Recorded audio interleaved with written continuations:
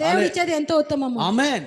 హల్లెలూయా. ಮೂರನೇದಾಗಿ మూడోదిగా, ನಾನು ಇಷ್ಟು ದಿನವರೆಗೂ ದೊಡ್ಡ ತಪ್ಪು ಮಾಡಿದ್ದೀನಿ, నేను ఇన్ని రోజులు పెద్ద తప్పు చేశాను, ಆದ್ರೆ ಇನ್ಮೇಲೆ ಅಂತ ತಪ್ಪು ಮಾಡಕ್ಕೆ కానీ ఇలాంటి తప్పు ఇంకా చేయకపోతే, ಸಿಕ್ಕಿದವರಿಗೆಲ್ಲ ವಾಕ್ಯ ಹೇಳೋದು, ಸಿಕ್ಕಿದವರೆಲ್ಲ ಸೇವೆ ಬಗ್ಗೆ ಕಲಿಸೋದು, ಸಿಕ್ಕಿದವರಿಗೆಲ್ಲ ಅಲ್ಲಿಗೆ ಹೋಗು ಇಲ್ಲಿಗೆ ಹೋಗು ಅನ್ನೋದು, ಇನ್ನು ಮೇಲೆ ಅಂತ ತಪ್ಪು ನಾ ಮಾಡಲ್ಲ.